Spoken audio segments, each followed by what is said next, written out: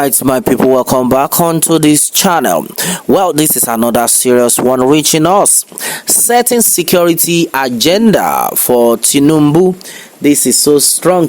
Well, with this one reaching us, it has been clear that the 2023 general election is done and endorsed, with the conclusion penultimate Saturday of supplementary poll in some states, marking the official end of the 2023 general election cycle.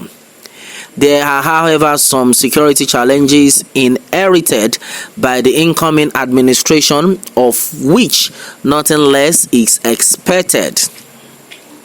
Therefore, as the President-elect Bola Ahmed Tinubu awaits the May 29, 2023 handover date to ascend office of the President, one pressing issue he would inherit is the insecurity still ravaging some parts of the country, with at least 7,222 Nigerians killed and then 3,823 abducted as a result of 2,840 violent incidents between January and then July 2022. According to reports, this leaves a lot of burden on the president-elect. Securing the country is therefore one of the major areas where Nigerians expect the president-elect to test his political grasp and then dexterity. To that extent, national security has been a fundamental and then core governance challenge since the return to democratic rule on May 29, 1999, particularly as new socio-political forces jostle for power and then control of public offices. We know of the Jukun thief crisis, the Zaki Biam incident, and then even the extremist tendencies of the Metasen kind, among many others. The security situation worsened around 2009 with the emergence of the Boko Haram insurgency that opened a Pandora box leading to the death and then displacement of thousands in Borno, Adamawa, and the Yobe state residents along the larger northeast axis. In retrospect, security was a fundamental determinant in the electoral defeat of erstwhile President Goodluck Jonathan by President Muhammadu Buhari and the All Progressives Congress (APC) in 2015, despite the deferment of the general election by 6 weeks in order to clear the Islamist insurgents that had threatened even the Federal Capital Territory, Abuja, and then held the nation captive.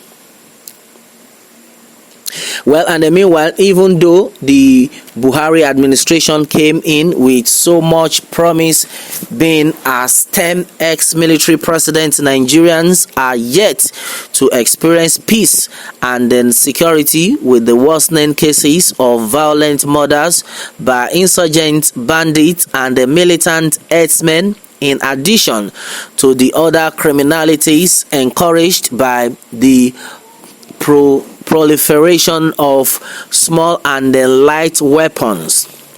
Today, more number of other non-state armed groups are spreading violence all over the country.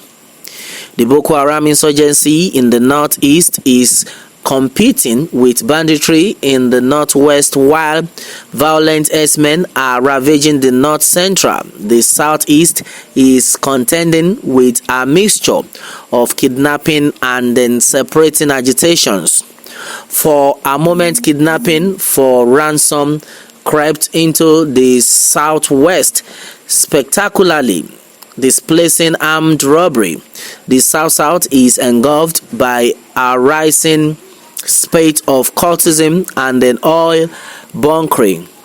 Losses Insecurity has no doubt undermined the economic development of the nation, as critical institutions and the civilian infrastructures have constantly come under attacks. It is estimated that rising violence in the country has cost Nigeria roughly 119 billion naira, about 11% of its GDP. Similarly, projects worth 12 trillion naira were reportedly abandoned across the country due to insecurity, according to experts.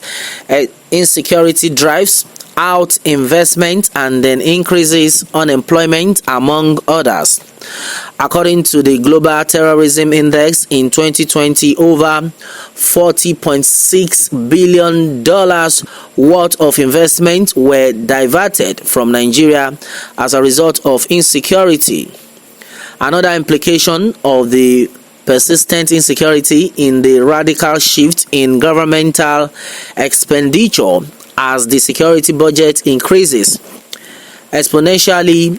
Analysis of the annual budget and then spending on defense and the security related expenditures show a total difference of over 700 billion naira in 7 years at the expense of other important sectors such as health and then education. Despite these huge expenditures, the situation has remained relatively unchanged, negatively affecting the country's global image as the giant of Africa. The farmers' herders clashes in the north-central farming belt region of the country has also constituted a significant threat to the nation's food supply and the security, while the security agencies are grappling with the situation in their usual reactionary and fire brigade approach amid calls for their reform. Not much seems to have been done to tackle the root causes, such causes that are rooted in poverty, growing inequality, literacy, and then ethnic and then religious intolerance. As Tinubu mounts the reign, Tinubu therefore is coming into office armed with experience as the former governor of Lagos State, Nigeria's most populous state and the nation's commercial nerve center.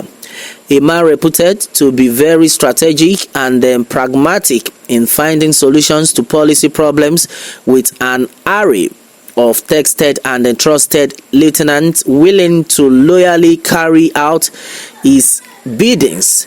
This has no doubt heightened expectations for people desperate for relief and sustainable solutions.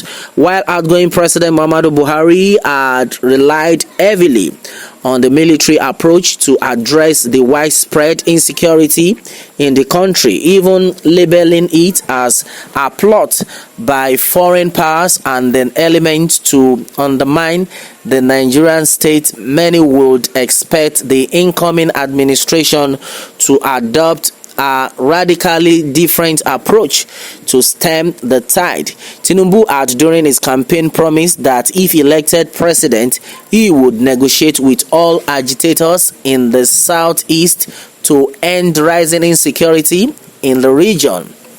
Alright, my brother, my sister, this is exactly what is reaching us right now on our table. Well, the president-elect is back to the country and a lot of people are expecting a better leadership. All right, my people, this is exactly what it is onto this one. What more can we say? Meanwhile, let me have your own take on this, my people, and remember to subscribe for more updates if you are new on this channel. All right, thanks and God bless.